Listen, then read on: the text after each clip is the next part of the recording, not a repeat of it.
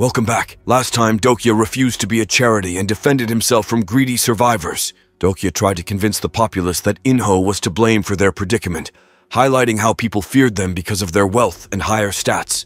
As tensions rose, Dokya pointed out that there were fewer survivors, and he questioned why none of Inho's gang had died during patrol. Chaos ensued as people asked how they would gain money if they killed someone. Dokya used the situation to his advantage, emphasizing the flaws in Inho's plan. With the scenario heating up, Huiwan, infused with newfound power, stepped forward as the judge of evil. She executed her formidable skill, obliterating Inho and his gang. Though weakened, she found solace in Dokya's support. As the scenario progressed, Dokya's squad gained new allies, including Huiwan, the judge of evil. However, Mr. Han mysteriously vanished. Together, they ventured to their next destination, where Huiwan kindly shared some coins with Dokya. As he questioned the reason behind the sharing, she explained it as their fair share, though Dokya believed he had received the most coins due to his combat prowess. Armed with his coins, Dokya spent 4,400 of them to enhance his stats, raising his strength and capabilities. The second main scenario, with an E-level difficulty, was activated, requiring them to traverse a tunnel and meet the survivor from the first shelter zone. They encountered subterranean rats along the way, but luckily, Gileong's skill ensured they didn't encounter any ground rats. Dokya took a detour outside in order to prepare for the upcoming scenario. In a daring move, Dokya destroyed the monk's statue, gaining some items that would help them later. Before we continue, take a moment to answer the question of the day. What is the coolest Manhwa weapon? Comment down below for a chance to be shouted out. Another sub-scenario called the Illusionary Prison began, with the challenge of escaping within a time limit. Dokya's fourth wall skill protected him from the prison's effects, but sadly his squad started to succumb to insanity. Thanks to the beads Dokya got from the monk statue, Sangha was unaffected by the illusory prison. Dokya used the skill Dispel Evil, and the rest of the group was released. They emerged victorious but mentally exhausted. Recovering from their ordeal, they stumbled upon a Tier 7 ghost species, Spectre, and discovered Spectre Spirit Stones. Gileong, however, suffered from severe headaches, prompting Dokya to reflect on the traumatic experiences they had encountered thus far. Doubts arose about their readiness for future fights. Just then, a girl named Ji-hee Lee, a lone survivor from Taipeng Girls' High School, appeared. Dokya recognized her as a primary character from TWSA and checked her character profile. To their surprise, she had become a scarred sword demon after killing her close friend. Dokya realized her presence was the reason for Jung Hyuk's arrival in Chungmuro. With Ji-hee leading the way, they reached Changuro Station, where the third main scenario was underway. Ji-hee's fierce nature frightened those who dared to mock her. Dokya inquired about Yu Jung-hyuk, but she didn't believe him when Dokya said they were companions. Determined to find Jung-hyuk, Dokya met another boy. This boy revealed his connection to Yu Jung-hyuk, sharing a story of how Jung-hyuk had saved him from monsters and became leader of their group. Curiosity drove Dokya to explore the room mentioned by the boy, which turned out to be a green zone. He aimed to discover what Jung-hyuk was doing differently this time. As they approached, they noticed a gathering of people. Dokya suspected the 10 evils might be present, and Gileong impetuously invaded someone else's property, triggering a level 3 militarized zone activated by Gong Pildu. Gong Pildu demanded 500 coins from the boy, threatening to set all the turrets on fire. Dokya stepped forward, engaging in a conversation with Gong Pildu's henchmen, proposing a personal meeting to collect the coins. As Dokya called Gong Pildu and asked him to claim the coins, the supporters were left shocked and uncertain of their future. Gong Pildu was casually flipping through a magazine when Dokya sauntered in, claiming to have important tasks to complete. Dokya, always curious, couldn't resist checking Pildu's character profile. Surprise! Pildu turned out to be the leader of Chungmuro's landlord coalition. Avoiding any conflict with him was highly recommended. Dokya had a favor to ask: permission for him and his friends to enter the green zone, but Pildu wasn't letting them off easily. He demanded 500 coins each day. Dokya, being the resourceful guy he is, offered some valuable intel about Yu Jung-hyuk. This caused an eruption of rage among Pildu's gang. In the original story, Dokya was engaged in a full-scale conflict with the landlord coalition. He lied that Yu Jung-hyuk was his loyal companion, with whom he had faced countless life-and-death situations. Pildu observed that people like him often fled without paying rent. Dokya, always quick-witted, suggested Pildu walk away, but then he stopped him, and demanded 1,000 coins for trespassing. Just when things were about to turn ugly, Hyun-seong swooped in to save the day with his trusty shield. And guess who appeared? It was Yoo Jung-hyuk. Visibly agitated, Dokya waved to him, shocking everyone around who couldn't believe they were actually friends. To prevent bloodshed, Pildu decided to let them go for now, but that wasn't all. Dokya activated the full version of his character profile, revealing that Yoo Jung-hyuk was even more powerful than he was in the third round of the novel. Yoo Jung-hyuk couldn't help but remark that Dokya was as stubborn as ever. Yoo Jung-hyuk noted that Dokya had made new companions and activated his skill, the Eye of Sage, at level 8. We learned that Yoo Jung-hyuk regretted leaving Hyun-seong with Dokya, realizing he seemed weak. Dokya questioned why Pildu was still alive. He said that Yoo Jung-hyuk needed Pildu alone, and not his entire gang. With only an hour and 30 minutes left until the third scenario began, Dokya hatched a plan to thwart Pildu's ambitions. After Yoo Jung-hyuk left, Hui-won chimed in, claiming Dokya was scared when talking to Yoo Jung-hyuk, but Dokya chuckled, expressing concern about handling Pildu and his gang. Hui-won suggested they could collectively defeat Pildu's gang. However, her attempt to activate her skill, Time of Judgment, was thwarted. Dokya, being the strategist he was, believed that the Time of Judgment talent could only be used against evildoers. To defeat the Pildu gang, they needed to lure him away from his fortified zone. Dokya revealed that Pildu's Stigma militarized zone was a defense skill that only worked in specific areas.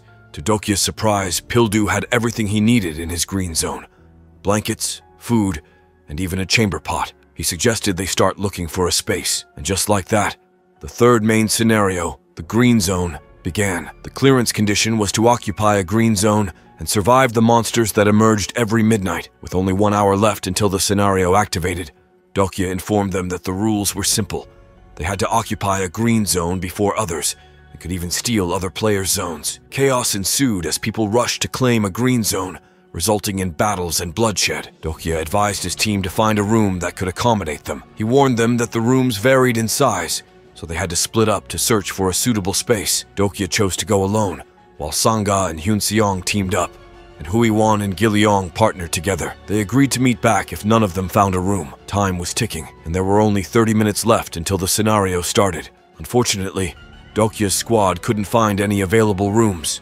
Feeling the pressure, Dokya presented them with two choices. The first option ensured their survival as a group, while the second was riskier and could result in someone's death. Opting for the second choice, they put their trust in Dokya. He explained that Hyun-seong, Sanga, and Hui-won had to rush toward the monsters while they swarmed.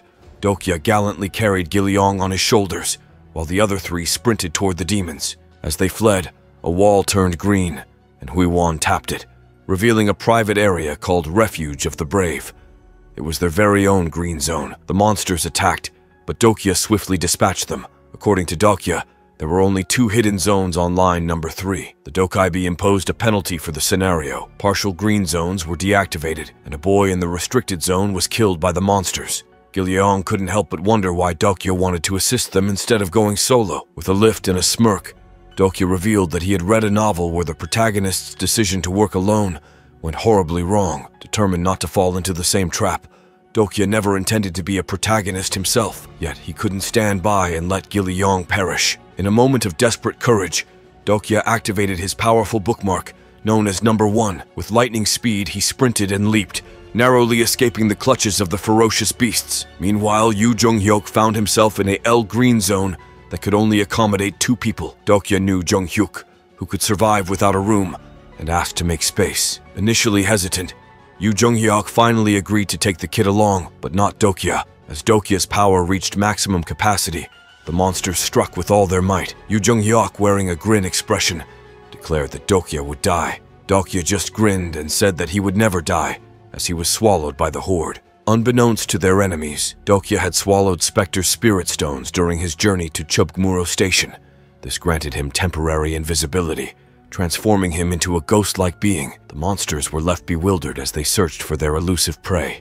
In the midst of the chaos, a curious girl approached Dokya, asking who he was. With a flick of a skill, Dokya activated his character profile, revealing the legendary prophet Anna Croft. Dokya claimed that Anna had the ability to enter people's consciousness and transcend spatial limitations. Puzzled, Anna questioned how Dokya knew her. He reminded her of their previous encounter when he sent her the Ichthyosaurus nucleus through an auction house. Unfortunately, Anna couldn't see his future when the effects of the fourth wall skill began to resurface. Assured that they would meet again, Dokya's connection to the fourth wall was restored in full force. He became immune to the illusionary prison that once threatened him. Dokya woke up, bringing joy to his squad, and inquired about the scenario's progress. Dokya's concern shifted to Giliong, standing alongside Yu Junghyuk as he rushed to greet his friend. Dokya passed out again. After awakening from his slumber, Dokya found himself surrounded by Huiwon and Sangha. Bihyong's incessant demeanor caught his attention, so Dokya swiftly attended to the pending notifications. He became the second player to achieve Eternal Dawn by enduring a night in Cheongmuro without a green zone. With 22,650 coins in his possession, Dokya felt relieved to have gathered enough. Dokya couldn't help but feel disappointed by the lack of information regarding hidden green zones on the fourth day. However, his spirits were lifted when Hyung-seong inquired about his well-being. Dokya expressed his gratitude for having him by his side, feeling safe and reassured. Hyun-seong's radiant smile filled the air as Dokya devised a plan to uplift his teammates' spirits. In an upcoming operation, Hyung-seong's attribute would blossom while defending everyone from invaders. All of the group gathered together to cheer up the sullen Hyun-seong. After complimenting him, they managed to get his attribute to be ready to blossom. Giliong informed Dokya that Jihye was on the first basement floor, prompting him to visit her. Jihye greeted him with her blade. Dokya calmly requested that she put her weapon down. He needed Jihye's help and informed her that today they would confront Pildu and his gang. As Jihye grinned, Dokya's understanding of her character deepened. He double-checked if his squad was prepared because tonight's events might be riskier than before. With only 5 hours remaining until the third scenario initiated, Dokya urged them to act before the Landlord Coalition. He assigned Huiwon and Saga the task of escorting Giliong to Platform 4. Hyun-seong was worried, but Dokya reassured him that Huiwon was the central figure in this operation. Together they ascended the stairs, where Pildu's supporters were tormenting a defenseless girl. Hyung-seong pleaded for her release, leaving the goons astonished. The blossoming of Hyung-seong's attribute had already begun. To further enhance their chances, Dokya invested his coins to boost his stats, worth a fiery 20,450 coins. Dokya and Hyung-seong launched a fierce counterattack against the goons, catching Pildu's attention. With the activation of Hyun-seong's stigma, Great Mountain Push Level 1, he sent Pildu's gang flying. Dokya fearlessly infiltrated the heavily guarded private property. Pildu's militarized zone retaliated, launching an attack on Dokya. Thinking quickly, Hyung-seong handed his shield to Dokya, enabling him to evade the onslaught. Broken Faith once again proved its effectiveness, saving Dokya from harm. His stamina had reached level 20. Amidst the chaos, Dokya ordered Hyung-seong to destroy the surrounding green zone. As B's attributes continued to blossom, Dokya declared that the purpose of this operation was to elevate Hyung-seong's quality. In his eyes, Hyun-seong was the strongest supporting character in TWSA, unmatched in power when utilizing his skill. Inspired, Hyung-seong activated the stigma, Great Mountain Crush Level 1. The ground split apart as chaos erupted in the green zone. Pildu lay injured, but amidst the chaos, Dokja wore a satisfied grin. Sangha and Huiwon, following orders, unleashed destruction upon the smaller zones, sparing only those belonging to Pildu. Dokya couldn't help but admire his companion's determination. Jihye took down the green zones with 5 MN capacity, aiming to eliminate Pildu's goons. But just when things seemed to go right, a bounty hunt assassination with a difficulty level C appeared. The prerequisite for clearance? The constellations of channel hashtag 3642 had set their sights on Incarnation Kim Dokja. Hyung-seong urged him to take cover, but Dokya merely smirked. The destruction of green zones in Cheongmuro brought about a renewed scenario. With all green zones eradicated, they had to endure a relentless onslaught of monsters. The penalty for failing the third scenario was death. Determined, Dokya directed his team towards the stairs, expertly separating his group from the others by using his sword to break the ground. Meanwhile, Hyun-seong Lee also used his strength to seal off the other stairs. With a quick activation of Bookmark 3 and Insight Level 2, Dokya asked Pildu if he could save everyone with his powers. Pildu, confident in his abilities, claimed that if everyone in Cheongmuro gathered, more people would survive. The desperate pleas for assistance began, and Pildu beckoned everyone to assemble. As the scenario for the bounty hunter expired, Pildu activated his private property level 3 skill, unleashing his turrets upon the monsters. Meanwhile, an infuriated Pildu used up his mama quickly as he strengthened his private property and militarized zone skills. Dokya pondered how long Pildu's constellation would sponsor him, and with a plan in mind, he asked the Dokaibi to access the shop. Investing 5,000 coins, Dokya became a gold member of Dokaibi's shop, purchasing a mana recovery potion and a support contract. Dokya teased that such a contract might turn the employer into an employee. Pildu's constellation sought assistance from other constellations, and Dokya seized the opportunity. He offered Pildu's constellation a contract, promising to give the recovery potion to Pildu. With the contract signed, Defense Master agreed. The Dokaibi was shocked by Dokya's audacity, but he believed in the power of deals. To Pildu's dismay, the Defense Master agreed to review Dokya's contract.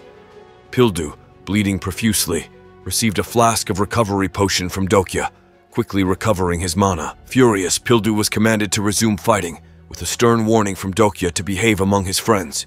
Hyunseong was instructed to give a potion to Pildu every 40 minutes, ensuring his safety. Concerned for Yu Jung-hyuk's well-being, Dokya revealed that he was in danger during TWSA, having faced the hidden dungeon in Cheongmuro 8 times, failing twice, and succeeding 6 times. Dokya emphasized the importance of approaching death as a regressor, but it seared down their mental capacities. Dokya announced that the regressive would die today.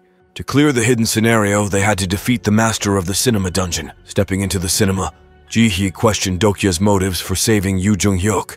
Dokya simply replied that Yu Jung-hyuk was useful, his presence necessary to prevent regression through death. Searching for Yu Jung-hyuk, they stumbled upon unfamiliar men, only for them to disappear in a beam of light, leaving everyone stunned. Suddenly, Dokya's squad was shot by a projection beam, transported to Jurassic Park. Dokya confidently declared that they were now inside a movie, much to Gilleong's surprise. Spotting a giant insect, Ji-hye moved in to attack, but Gilleong intervened, grabbing the creature. Delighted, Gilleong gave Dokya a surprised look. Explaining that Gilleong was making friends with the creatures, Dokya announced the arrival of a Tier 7 monster. The monstrous beast, a Tyrannosaurus Rex, activated its carnivorous fear skill, setting the stage for an intense battle. Ji-hee and Huiwon were ordered to disperse, while Dokya instructed Gilleong to stand behind him. Activating his dinosaur encyclopedia skill, Gilleong revealed the Tyrannosaurus's vulnerability to side attacks due to its limited peripheral vision. Dokya devised a plan to distract the Tyrannosaurus so that Ji-hee and Huiwon could strike. Gilleong asked if Dokya would be the distraction, using the bug to sting the dinosaur's eyes. As Ji-hee and Huiwon launched their attacks, Dokya unleashed his Unbreakable Faith's unique attribute, delivering a final blow that took down the mighty predator. He had become the first person to hunt a Tier 7 land-dwelling species, the Tyrannosaurus Rex. After the exhilarating battle, Dokya ordered his squad to take a short break before continuing their journey. They visited the Central Research Lab, where Dokya acquired 20 potions of amplification for strength, agility, mana, and stamina. Ji-hye requested the strength potion, but Dokya, aware of her connection with Yu Jung-hyuk, chose not to give her any. A helicopter arrived, transporting them to the next floor, armed with amplification ampules.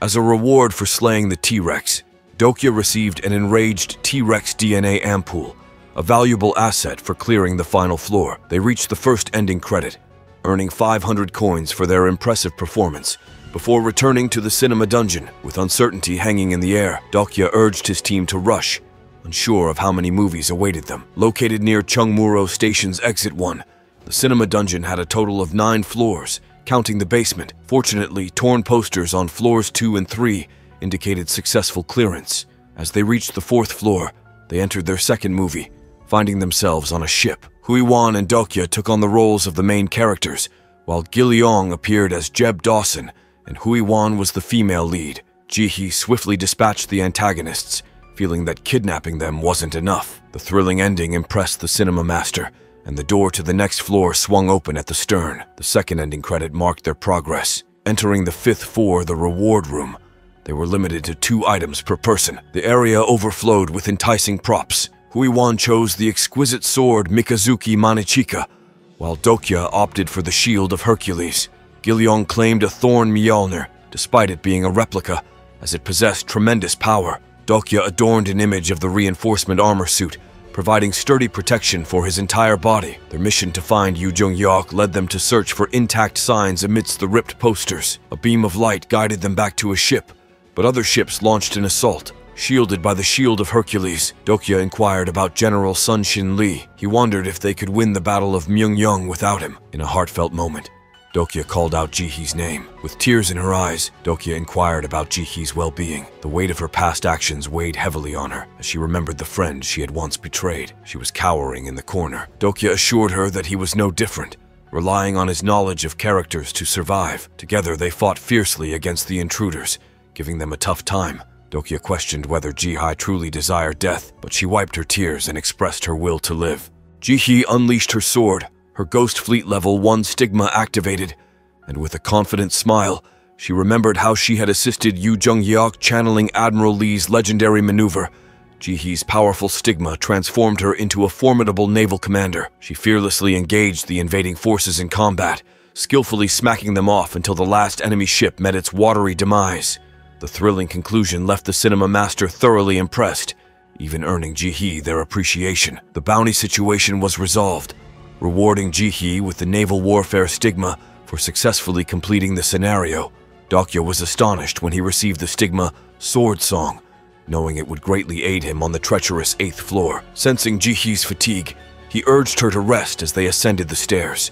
Armed with his coins and ampules, Dokya significantly boosted his stats. Together, they entered the 8th floor of Fahrenheit, where they encountered Yu Jung-hyuk, standing with his back turned. With a mischievous grin, Dokya confidently walked up to him and playfully slapped him off, only to be perplexed when he realized Yu Jung-hyuk hadn't reacted. Curiosity led Dokya to check on Yu Jung-hyuk, only to remember that he had met his demise in the cinema dungeon during his 8th regression stimulation. The cinema master, sitting on a nearby bench, revealed himself as Yu Jung-hyuk's killer in TWSA. As if controlled by the cinema master, Yu Jung-hyuk began to become enraged. Dokya urged him to calm down. However, Jung-hyuk unleashed a devastating force palm, causing severe injuries and damaging his reinforced armor suit. In a fit of rage, Hui-won leaped forward to attack Yu Jung-hyuk, but he skillfully knocked her aside. Activating his level 2 skill, the 100-step fist, Yu Jung-hyuk sent Hui-won flying. In the midst of the chaos, Dokya shouted a warning to Jihee, who managed to dodge, only to be astonished by her master's current state. Dokya, always the master of surprises, shared a shocking revelation with the group. He informed them that Yu Jung-hyuk had fallen under the influence of the cinema master. Determined to save his friend, Dokya quickly hatched a plan. He called upon Jihee to dodge her master's blow, while he himself prepared to face the cinema master head-on.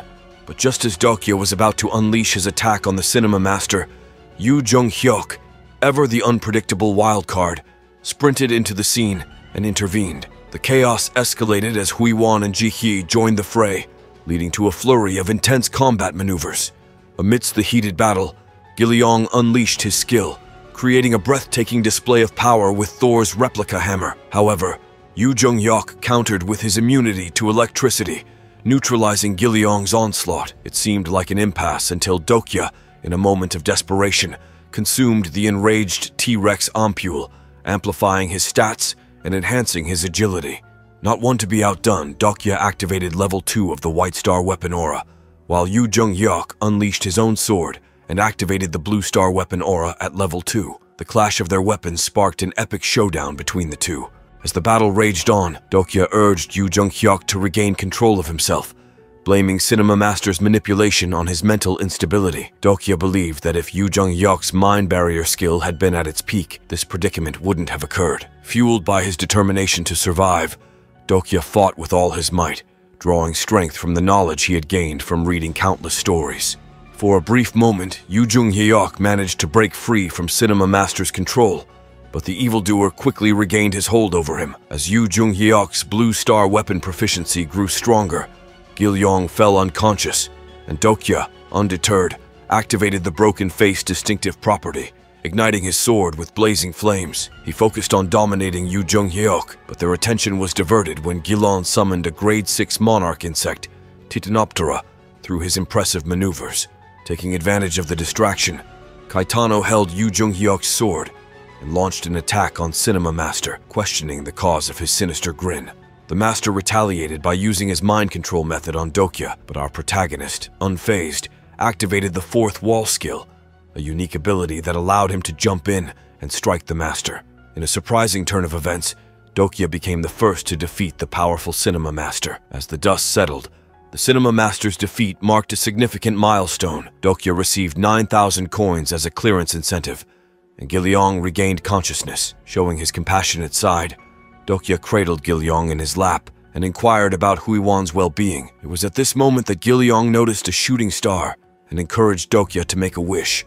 With survival at the forefront of his mind, Dokya made a wish to witness the epilogue of a particular novel, highlighting his unwavering determination. The completion of both the third central scenario and the hidden scenario was a reason for celebration. Dokya advised Jihi to stay by Yu Jung-hyuk's side, cautioning that his awakening might complicate matters. Returning to Cheongmuro Station, Dokya was met with a warm welcome from Sangha and Hyun Seong. The countdown to the fourth main scenario had begun, and a notification popped up, informing them that it would commence in 5 minutes. Suddenly, a Dokabi appeared, providing them with a lively update on Scenario 4. The group learned that they would need to collaborate with other stations for this new challenge. Intrigued by the leader selection sub-scenario, Dokya and his team discovered that they had to retrieve the white flag, installed in the center of the platform, to become the elected leader of Cheongmuro with absolute authority. Pildu, ever loyal to Dokya, dashed towards the flag as per their agreement, showcasing his unwavering commitment. Sarcasm. Dokya, now the leader of Cheongmuro Station, would maintain his authority if others weren't seized the flag within the 5-minute time frame. Pildu, seizing the opportunity, ordered his supporters to make a swift move. Sensing the urgency, Dokya entrusted Hyun Seong with the Shield of Hercules, and he unleashed his area defense skills to protect their position. Pildu, attempting to attack them with his level 6 militarized zone, faltered as Dokya had not given him the command to stand up. Pildu, fueled by rage, expressed that there were 29 individuals in total. Dokya addressed the crowd, giving them the option to leave the station or stay in Cheongmuro under his guidance. Understanding Pildu's significance, Dokya forbade him from leaving, claiming him as his own. With the fourth main scenario now in motion, the participants were tasked with planting their flags on designated flagpoles and defending them from rival teams. The stakes were high, as capturing an opponent's flagpole meant gaining control over their team. Huiwun suggested that their first priority should be locating Changsan Station. Approaching Pildu, Dokya explained the need for adjustment since he was no longer part of the landlord coalition. Just then, a group of individuals on bikes appeared. Dokya cautiously instructed them to lower their weapons and announced that they weren't there for a fight. It turned out that Ilhan Kang, the vice leader of the Dongdaemun group, was among them. Dokya, always the strategist, checked Ilhan's character profile before urging him to get to the point. Ilhan revealed that they had come to propose a partnership, knowing that only leaders could plant the flag. The Dongdaemun group claimed they were aware of the station that targeted them and possessed valuable information. Curious but skeptical, Dokya agreed to meet their leader before making a decision. Leading the way, Dokya asked Pildu to look after Gilyong's well-being while they set off on bikes. Little did they know that the Donkeymon group had prepared an ambush, prompting the sudden bike dismount. Dokya's squad swiftly dealt with the situation. Suddenly, their station was attacked. Together, they headed towards the enemies coming from Myeongdong Station, where the leader of the Myeongdong faction and his comrades were storming Cheongmuro Station. The enemy, utilizing the impact of the red flag, sought to gain an advantage. With flags of various colors providing buffs to groups, Pildu showcased his skills by assaulting the intruders. In response, the Innating faction ordered a tactical retreat, while Dokya activated the Unbreakable Faith's distinctive feature. The Myeongdong faction was swiftly defeated, and Dokya triumphantly claimed their flag. As a result, their white flag turned red, leading Dokya to speculate about the potential increase in their group stats. Bound and tied, Ilhan offered information about Cheongmuro, but Sangha, ever cautious, used her magical thread to seal his lips. Before leaving, Dokya visited Yu Jung-hyuk, handing a note to Jihi with strict instructions not to read it. Dokya hinted that its contents were meant solely for Yu Jung-hyuk's understanding. Intriguing the constellations with the concept of censorship, Dokya wondered whether he should censor certain information for their sake. Many constellations grew curious about the contents of the note, fueling their curiosity. Fianxiong questioned the decision to bring more people into their group, but Dokya assured them that they would decide their fate later. Understanding that leaving the people of Myeongdong Station behind would lead to their demise, Dokya made the decision to return to their aid. Upon their arrival, a grim sight awaited them. The station was filled with lifeless bodies, and the attackers had fled, leaving Dokya perplexed by the brutality of the scene. Dokya seized control of Myeongdong Station, and with each conquest, his dominion expanded, setting the stage for a hidden scenario of kingly proportions. To succeed, they had to conquer at least 10 stations within the given time frame. The stakes were high, as failure meant facing the fatal consequence of death. Dokya charted his course towards Dongmyo, extending an invitation to Huiwan and Hyunseong to join him on this perilous journey. Understanding the importance of strategic leadership, Dokya advised Sangha to hold the fort at Chunguro Station, knowing that Pildu might attempt to defend their station from harm. Recognizing Sanga's potential, Dokya granted her access to his leadership authority, making her the formidable vice representative of Chungmuro Station. With newfound power, she could reprimand any misbehaving group members, ensuring order and discipline. Their expedition took them towards Dongmyo, where they encountered Dongdaemun Station, firmly under the control of Dongmyo Station. The leaders of Myeongdong and Dongdaemun were well aware that challenging the authority of the enemy station would be an uphill battle. Undeterred, Dokya and his comrades pressed on, leaving Chungmuro Station behind. As fate would have it, a mysterious man crossed their path. Dokya, ever curious, attempted to delve into his character profile, only to find it non-existent.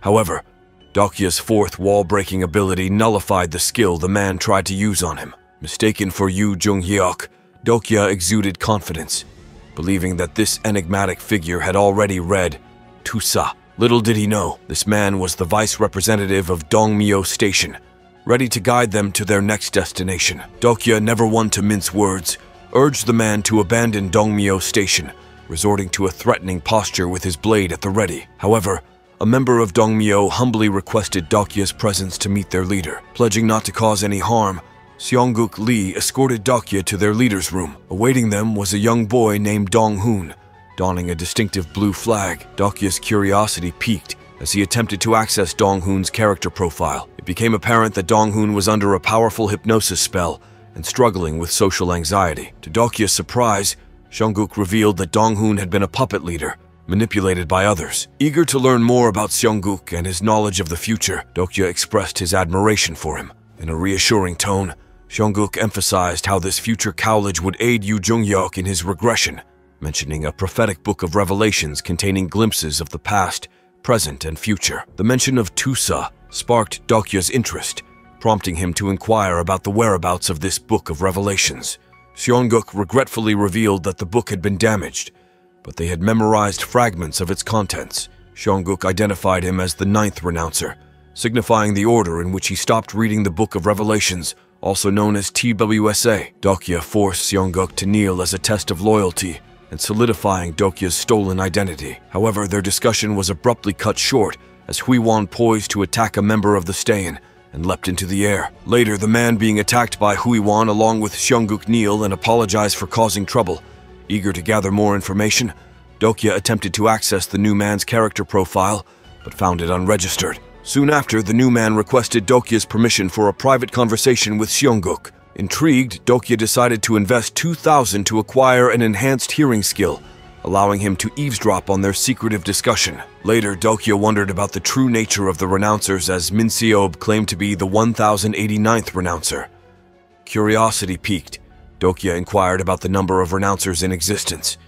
To his surprise, there were a total of 48 renouncers, each with their own agendas and affiliations. Excited by this revelation, Dokya made a significant decision, investing 350 to activate the unique feature of his navy flag. Now, he could communicate with his fellow groupmates in a chat room after the events at Dongdaemun and Chungmuro. With a total of 5 stations under his control, Dokya asked about the possibility of acquiring the rights to Chongsin Station. However, he learned that it was not part of the Dongmyo group and currently controlled by the formidable Tyrant King, one of Seoul's 7 kings. Undeterred by the challenge, Seongguk revealed their covert weapon, designed to defeat the Tyrant King and benefit the 12 disciples. As the world slept, Dokya utilized his hermit cloak to reach Dong-hoon, offering him a mental stimulant to break free from the lingering effects of hypnosis. Dokya assured Dong-hoon that he wasn't there to seize his flag, but rather to be friends. In a surprising revelation, Dokya disclosed his own struggles with social anxiety, establishing a unique connection with Dong-hoon. What will happen next? Find out in our next recap of Omniscient Reader's Viewpoint. Don't forget to like and subscribe for more recaps.